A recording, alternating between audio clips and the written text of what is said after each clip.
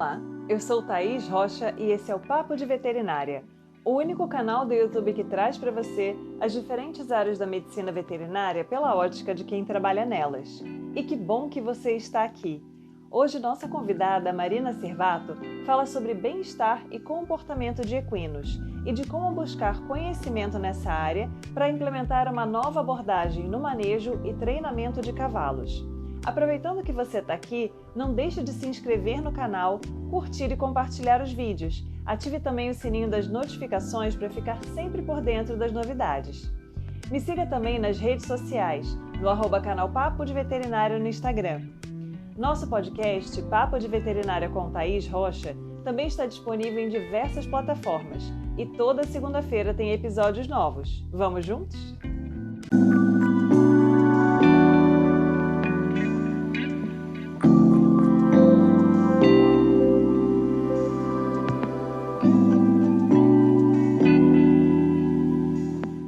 Olá, seja muito bem-vindo ao Papo de Veterinária. É um grande prazer ter você aqui com a gente hoje. Marina Servato é médica veterinária formada pela Unesp de Botucatu, fez residência em Clínica e Cirurgia de Equinos pela USP, fez MBA em Gestão Estratégica do Agronegócio pela FGV, é proprietária do Aras Concorde, trabalha em projetos de ética e bem-estar de equinos e tem várias certificações sobre as quais nós vamos conversar já já. Então, seja muito bem-vinda, Marina. Oi, boa noite. Obrigada pelo convite. É um prazer estar aqui falando um pouquinho sobre o nosso trabalho. Marina, eu queria começar, assim, todos os convidados passam por essa pergunta, né? A primeira pergunta sempre é: por que a medicina veterinária? Já era algo que vinha ao longo da sua vida aí surgindo como uma possibilidade ou não? Sim, para mim foi uma paixão que surgiu desde cedo, né? Os cavalos. Meu pai sempre teve um sítio, eu sempre gostei de andar a cavalo. Depois disso, entrei para o esporte, fazia aulas de equitação. Então, eu sempre busquei uma profissão que eu pudesse continuar convivendo com eles, né? Por isso que eu pensei na veterinária. Então, foi essa paixão desde criança que me guiou a escolher a profissão. Mas é bem interessante a gente pensar, porque às vezes as pessoas têm um convívio grande. Eu conheço algumas pessoas, né, que sempre gostavam de cavalo, faziam aula de equitação, competiam, e aí na hora do curso de medicina veterinária a pessoa não enveredou para tratar de equinos, a pessoa acabou indo por outra área. Você se manteve ao longo de toda a graduação focada nos equinos mesmo. Sim, continuei desde o começo. O que mudou um pouco o meu direcionamento foi depois quando eu comecei a trabalhar na área. No começo eu gostava muito da parte de clínica, cirurgia, e ao longo da prática aí eu fui mudando um pouco de direção e entrando mais para a parte de treinamento, comportamento, bem-estar. Mas meu foco sempre, desde o primeiro dia da faculdade, sempre foi nos cavalos. Então, eu ia nos grupos de estudo, eu fazia estágio, eu sempre tentei focar para aprender mais sobre essa área, né? Para tentar traçar o que eu precisava aprender para chegar onde eu gostaria. Mas aí, ao longo da graduação, muitas vezes a gente não tem um convívio muito grande com a área de bem-estar, né, de treinamento de animais, a gente acaba tendo um enfoque muito grande na parte de nutrição, sanidade, né, cirurgia, reprodução, enfim. E aí, esse contato, então, esse direcionamento, você, como disse, acabou fazendo depois que você começou a atuar profissionalmente. Mas você considera que o que você tinha de bagagem da graduação já foi importante para a área que você está hoje, ou não? Você poderia ter passado a graduação tendo outras experiências, né, focando em outros aspectos para trabalhar onde você está hoje? Eu acho que foi importante para eu perceber, e eu conseguir aprender a identificar os problemas, né. O que aconteceu? Durante a faculdade, na minha época, a gente não falava muito sobre comportamento, bem-estar. Eu tive a sorte de estar aqui em Botucatu, na Unesp, que eu acho que é uma exceção. A gente tem um departamento onde a gente tem a equidicultura. Lá eles trabalham com doma, com comportamento.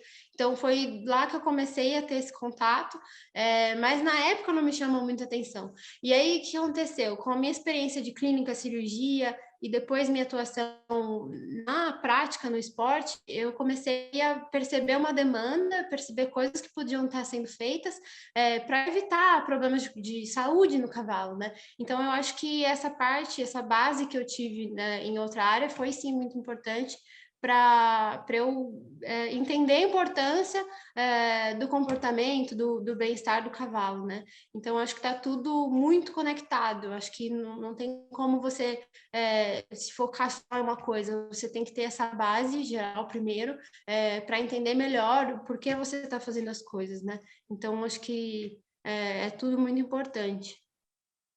Sim. E aí, quais foram as ferramentas que você buscou para conseguir atuar de forma mais efetiva com treinamento, bem-estar? Você tem informações importantes na área, né, inclusive internacionais. Então, como é que você foi se orientando para conseguir obter esse conhecimento?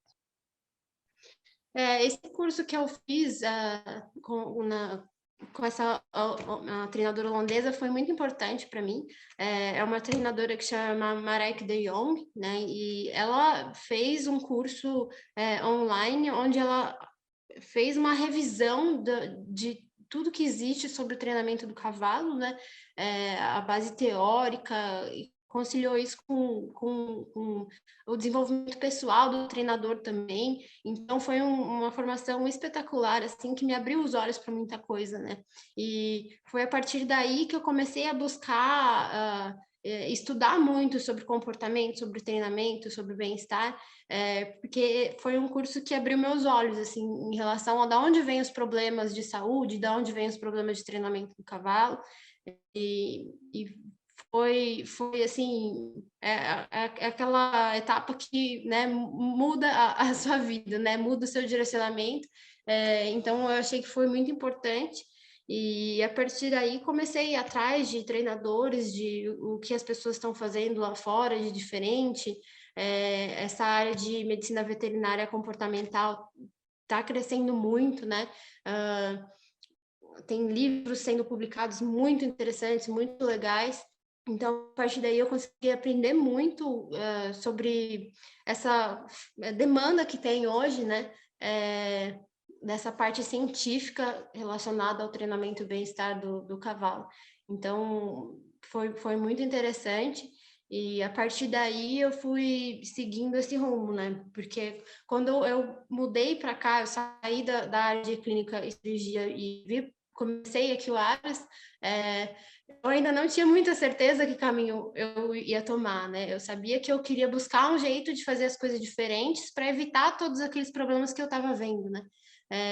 E esse curso foi muito interessante para eu conseguir traçar esse plano, né? Para eu saber como chegar nesse objetivo.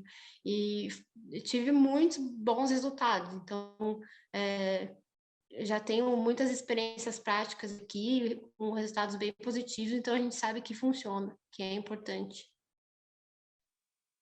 E aí, você encontrou alguma dificuldade de começar a implementar essas técnicas aqui no Brasil? Porque geralmente a gente tem um lapso aí, né, entre o que acontece no exterior e a implementação dessas técnicas no Brasil.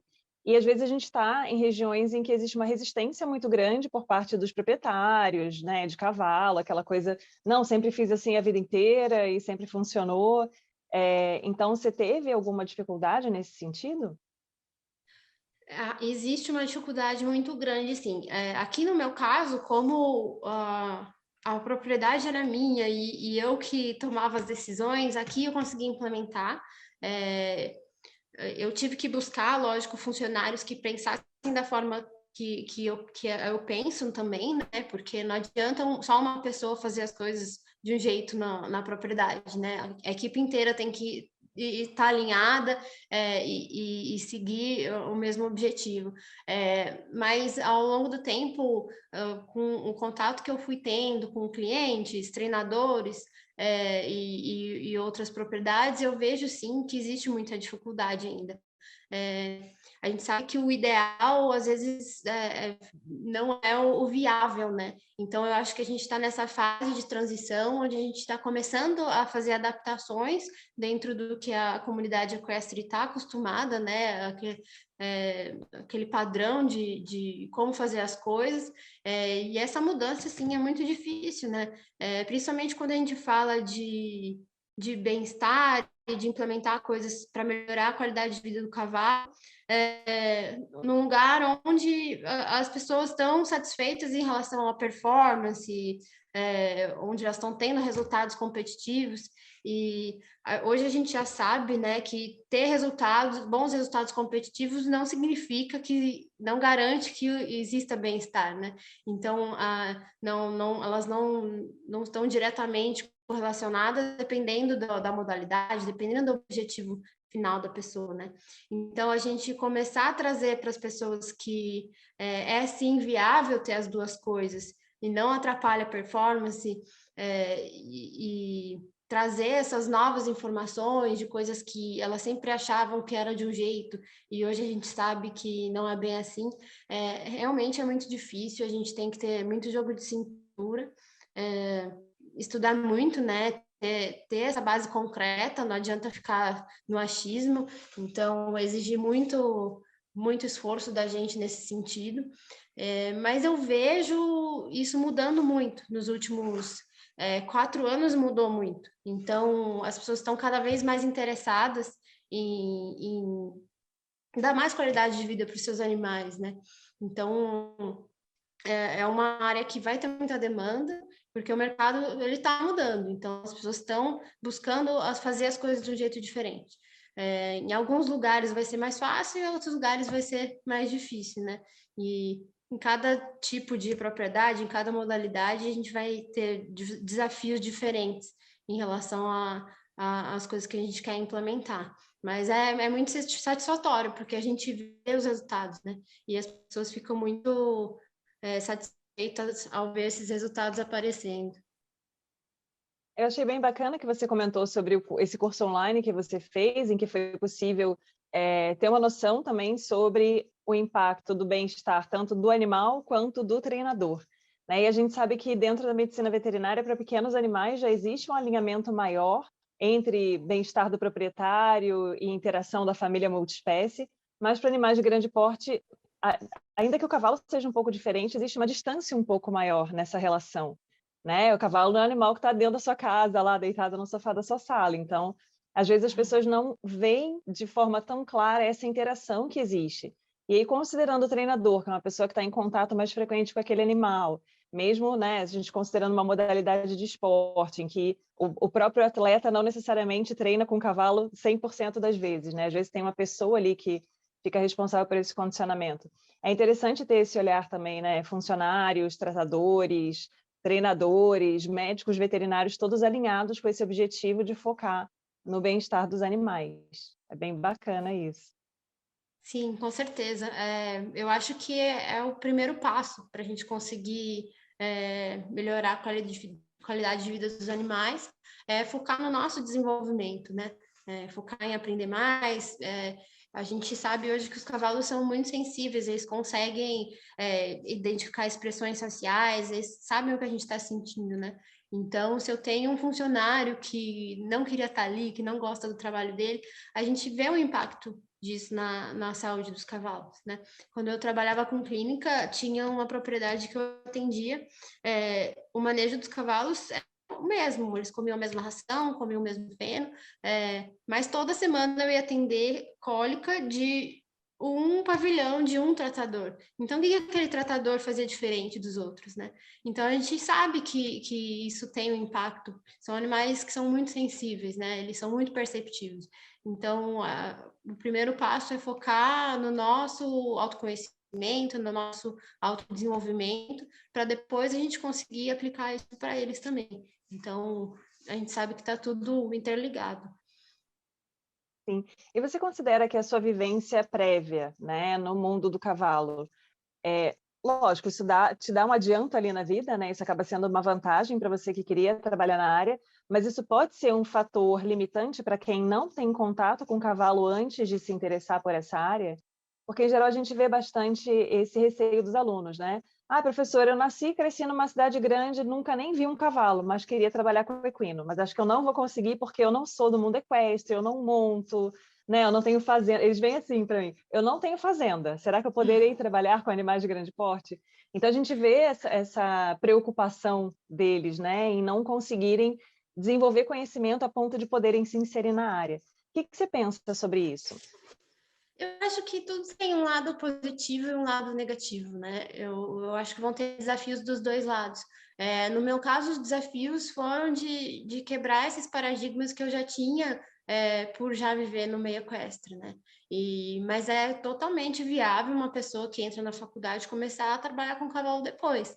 Tanto é que a Marina, que trabalha aqui com a gente, a zootecnista, ela começou a ter contato com o cavalo só na faculdade, e hoje ela que faz o treinamento e o manejo dos potrinhos e a iniciação dos cavalos dos potros mais velhos, né? A parte de doma, a iniciação montaria, ela que faz e com muita competência. Então, não é um impeditivo, vão ser desafios diferentes, né?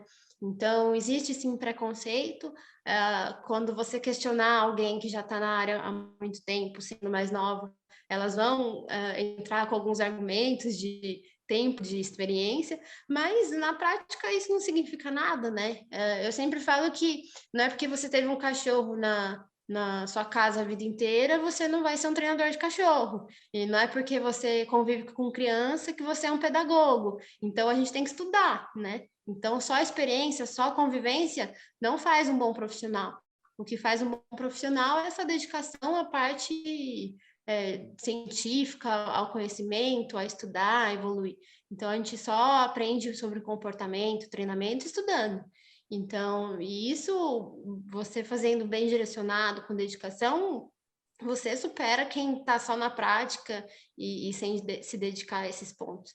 Então, eu acho que com certeza é viável, com certeza.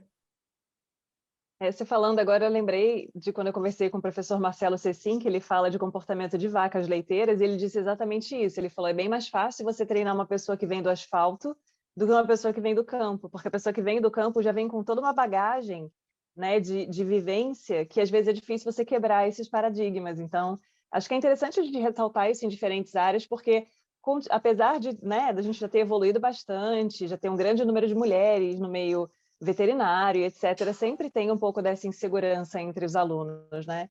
Então é bacana a gente trazer essas percepções. Não, com certeza. E Eu vou dar um exemplo bobo sobre isso, mas acho que exemplifica muita coisa. Até hoje, quando eu estou treinando, às vezes eu me pego dando tapinha no pescoço do cavalo para agradar o cavalo. A gente sabe que isso para ele não é um agrado, já tem trabalho científico comprovando que não é o tipo de carinho que eles gostam, né? Mas foi uma coisa que eu sempre fiz desde pequena. E hoje eu sei que eles não gostam, mas já é um negócio automático. Então eu continuo fazendo porque eu sempre fiz. Então, uma pessoa, às vezes, que não estava na área, que já entra com conhecimento, vai ter muito, muito mais facilidade de não fazer esse tipo de comportamento, né? É um exemplo bobo, mas fica bem didático para entender os desafios que a pessoa que já está no meio vai enfrentar também, né? Indo para essa parte profissional. sim. E quais são os lugares onde as pessoas que têm interesse nessa parte de comportamento, de bem-estar, né, querem aprofundar a sua bagagem ali nessa área, onde elas podem buscar essa formação? Olha, aqui no Brasil ainda é muito escasso, estão surgindo alguns cursos, né, voltados para comportamento e bem-estar, mas por enquanto eles não são tão específicos, eles são mais amplos, né? Bem-estar animal, hoje ainda não tem um curso, por exemplo, de bem-estar equino, aprovado pelo MEC. Então, o que a gente pode tentar buscar hoje são cursos como profissionais do cavalo, que nem nós, que temos aqui o Aras, a gente dá curso, às vezes, de comportamento, de treinamento. Então, eu acho que hoje a opção que a gente tem aqui no Brasil é ir atrás desses profissionais. Estão surgindo bastante cursos bem legais de horsemanship, de comportamento, dados por veterinários que realmente têm algum tipo de certificação, né, focados no assunto. E a outra opção é ir atrás dos cursos internacionais, né, que existem certificações online, algumas muito boas hoje em dia, e então seria uma outra opção, né? E o ideal seria até conciliar as duas, né? Aplicar um pouco do que a gente tem aqui com o que a gente tem lá fora. E felizmente, com essa evolução, né, da parte de internet, de rede social, a gente tem muito mais acesso ao que tem lá fora, né? Então, são coisas que a gente pode usar para conciliar aqui no Brasil. Mas não vai ser fácil para buscar e começar essa parte teórica na área. Por quê? Porque é uma área nova, relativamente nova, né?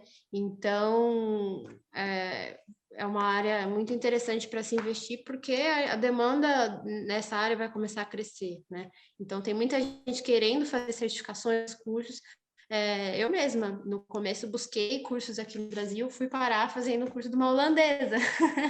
Mas no começo é assim mesmo, e a tendência disso é ficar mais acessível para as pessoas daqui para frente. E aí, considerando as nomenclaturas que a gente tem na área, né? Porque às vezes a pessoa que tem menos experiência, está no início do curso e fala, eu gosto de comportamento equino. Ela vai pesquisar na internet como? Curso de comportamento em equinos, né? Mas existem, às vezes, outras nomenclaturas ou outros tipos de treinamento que a pessoa pode fazer e que é interessante ela acompanhar para que ela comece a se inteirar ali do que acontece na área.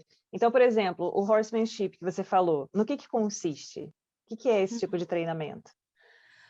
Quando a gente ouve falar sobre curso de horsemanship, ele está muito relacionado com a parte de iniciação do cavalo, né? É a base de tudo que envolve conviver com o cavalo. Então, como se comunicar com o cavalo, né? Como entender o ponto de vista, né, do cavalo, como ele vê o mundo e como usar isso para se comunicar com ele, né?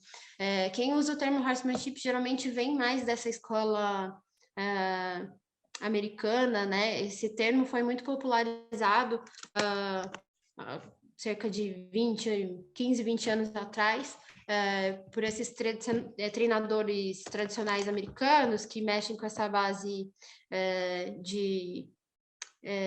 eles chamam de horsemanship natural, né? Então, eles implementaram um tipo diferente de comunicação para treinar o cavalo que não envolvesse a violência, né? Que era muito usada antigamente, né? As pessoas amarravam o cavalo, palanqueavam o cavalo. Então, teve aí uma revolução e onde se popularizou esse termo em relação ao horsemanship, né? Então, o horsemanship seria a base de tudo, seria o que a gente precisa saber para começar a conviver com o cavalo. E isso vale tanto para treinadores quanto para veterinários, porque você tem que saber como abordar um cavalo, como colocar um cabresto, como fazer uma contenção para fazer algum tipo de medicação. E muito ligado a isso, a gente encontra, como você falou, em relação ao comportamento equino, né? Quem fala cursos de comportamento equino, bem-estar animal, aí já tem uma escola voltada um pouco mais para esse lado acadêmico, científico, né? Geralmente vão ser médicos veterinários, zootecnistas, que têm essa base mais acadêmica, né? A gente encontra também algumas coisas hoje em dia sobre ciências da equitação e treinamento do cavalo. Então, são alguns termos que a gente pode pensar que envolvam a base, né? A base de tudo. E aí, a partir daí, vão ter algumas especializações, né? Alguns cursos que vão focar mais em algum tema, como, por exemplo, o treinamento do cavalo. Então, se fosse a base, eu acho que seria mais ou menos esse tipo de termo. E aí, fala um pouquinho sobre as suas certificações, né? Você tem uma aqui que eu anotei, representante internacional do Brasil do World Beatless Association. São aquelas imagens que a gente vê na internet que todo mundo manda para aquela sobrinha, para aquela filha que faz veterinário. Olha que lindo, o cavalo sem cabeçada, sem arreio, sem nada, né? Tipo, montando livre e obedecendo o cavaleiro, é isso?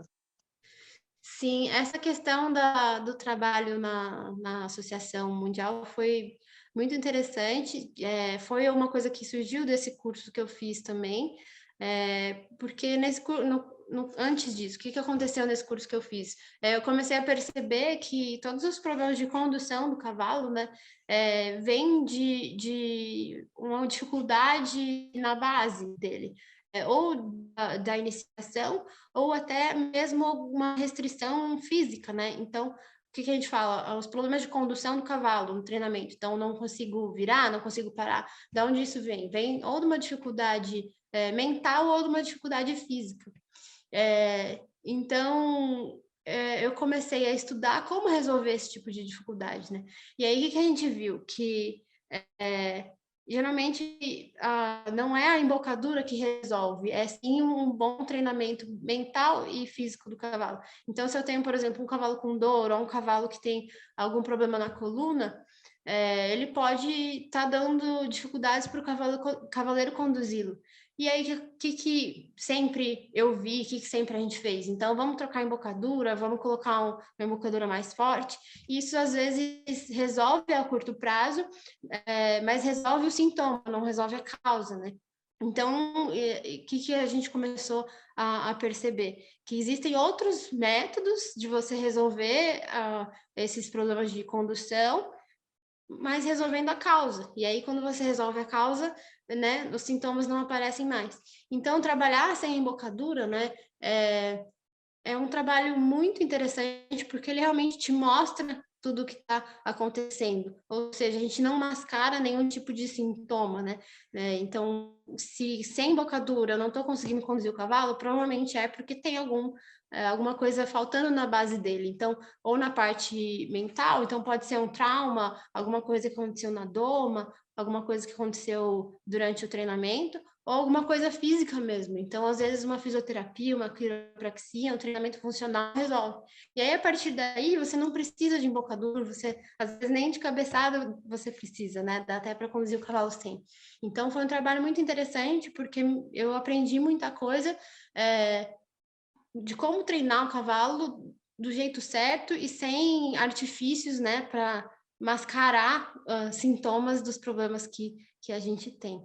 E quando eu comecei a trabalhar com isso, e divulgar meu trabalho na internet, tudo foi quando me convidaram para participar da associação, né? E ser representante deles aqui no Brasil.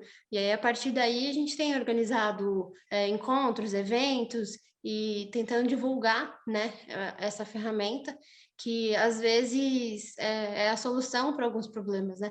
E às vezes é um caminho que ajuda muito alguns cavalos em algumas situações, algumas pessoas em algumas situações.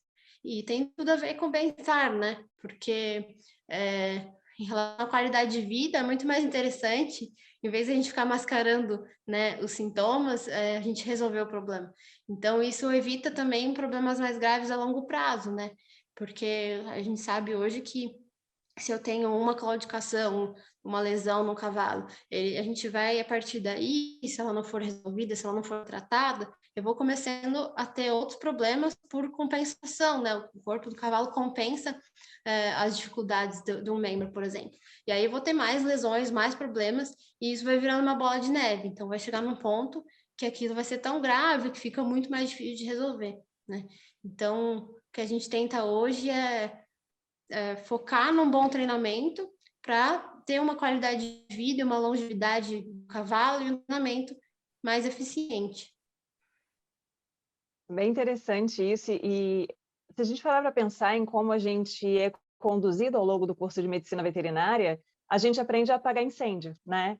O animal está claudicando, eu vou identificar a causa, eu vou fazer um tratamento específico para aquela causa, mas a gente não consegue, ao longo do curso, muitas vezes, ter essa percepção de que, às vezes, a origem desse problema é muito anterior.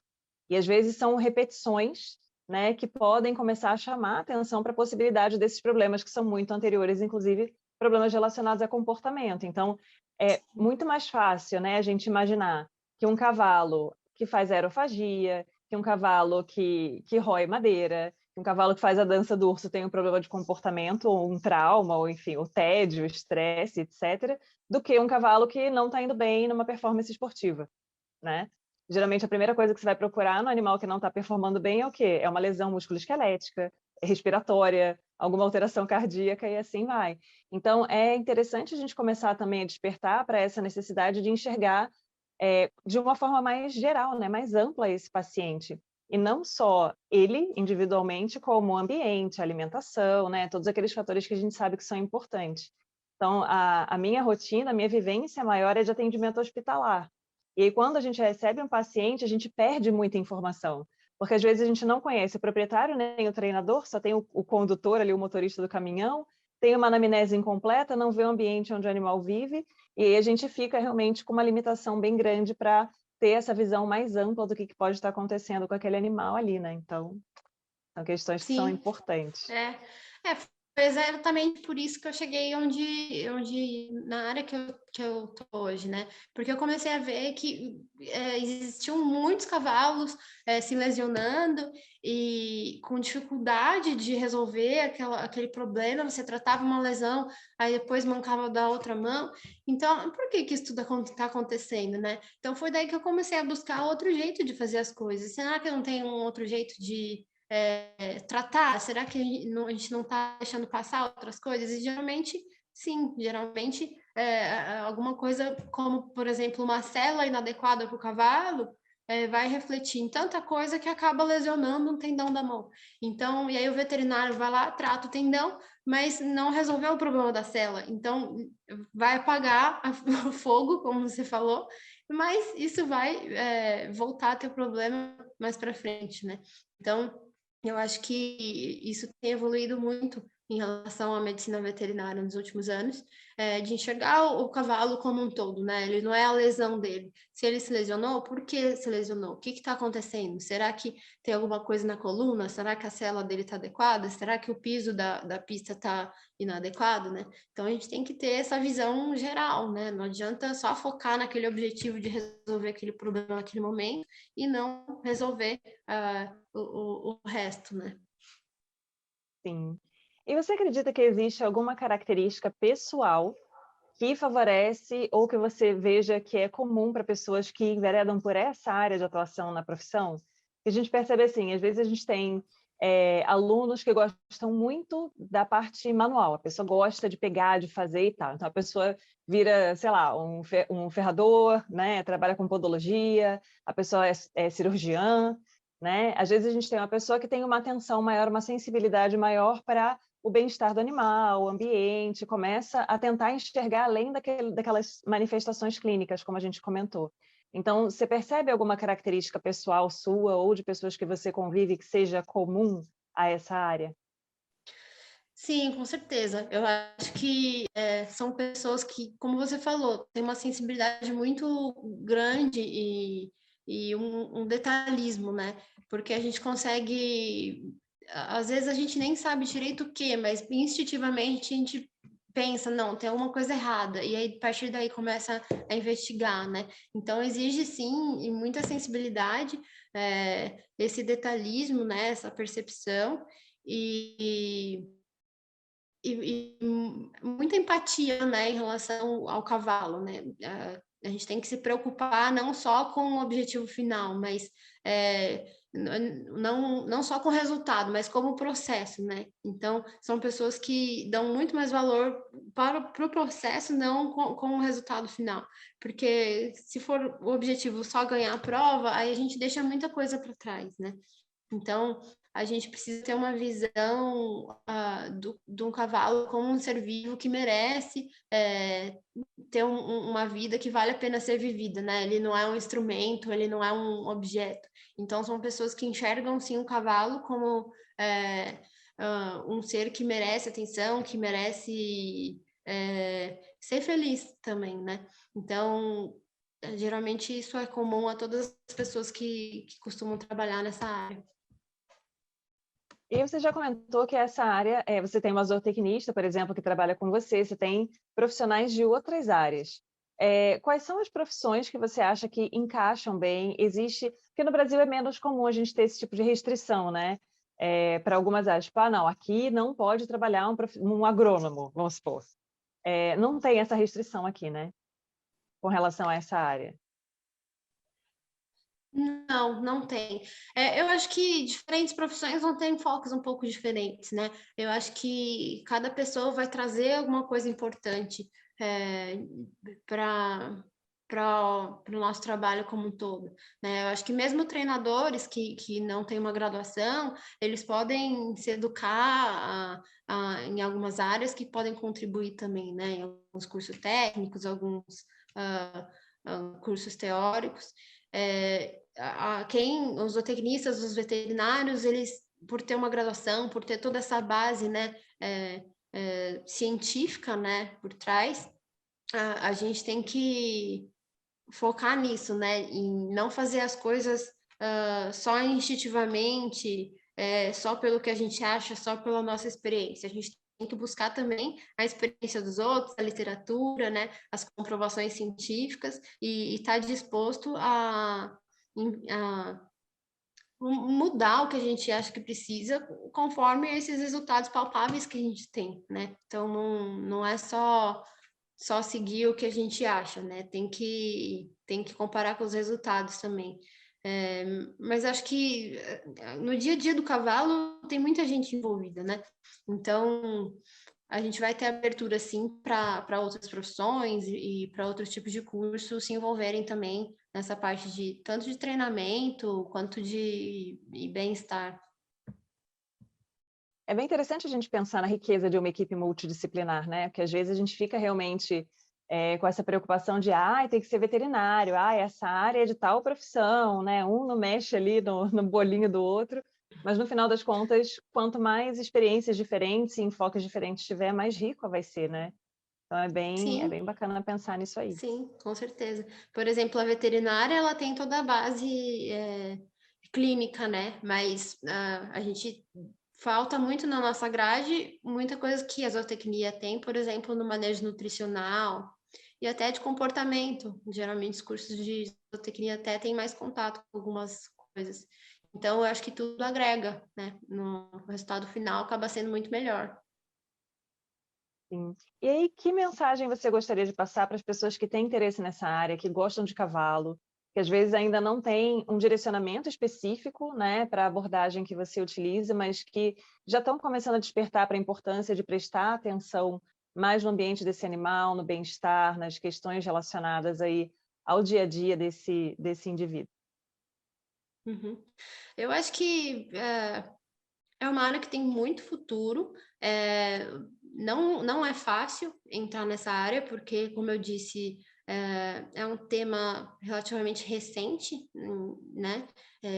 Vão ter poucos cursos, vão ter poucos livros, então exige muita força de vontade e dedicação, mas é muito recompensador, porque a gente vê resultados e a gente vê essas pessoas que elas estão mudando muito, né? A forma como os cavalos estão sendo tratados. Então, e mesmo os proprietários, os amadores que contratam nossos serviços, eles estão aumentando, né, a quantidade de pessoas preocupadas. Então, existe sim uma demanda muito grande. Então, eu acredito que é uma área que vai crescer muito e, assim, ir atrás da manada é fácil, né? Ir atrás da estrada que todo mundo anda é fácil, mas também não são elas que vão chegar nos lugares mais espetaculares, né? Então a gente tem que desbravar um pouco, e esse desafio com certeza vale a pena no final, porque eu acho que é o caminho que a comunidade equestre vai seguir nos próximos anos. Então, eu acho que quem não se atualizar, quem não correr atrás de fazer as coisas dessa forma, vai ficar para trás, né? Então, eu acho que vale muito a pena e essa dedicação e esse esforço que exige-se no começo, né? Sim. Marina, muito obrigada pela sua presença aqui, obrigada por trazer a sua experiência, por contar um pouquinho da sua história, por trazer essa área nova, né, que tem várias abordagens diferentes que podem ser seguidas, então a gente percebe que tem muito interesse, às vezes, pela parte mais cartesiana da medicina de equinos, então a parte de aparelho locomotor, gastrointestinal, né? Às vezes a pessoa já envereda um pouco mais para terapias alternativas, integrativas, e tem também essa abordagem que você trouxe para a gente hoje. Então, muito obrigada. E aí a gente volta na próxima semana com outro médico veterinário falando sobre a sua área de atuação. Não vamos esquecer de se inscrever no canal, apertar o sininho das notificações, curtir o vídeo e comentar para essa informação chegar a mais pessoas. Obrigada e até lá!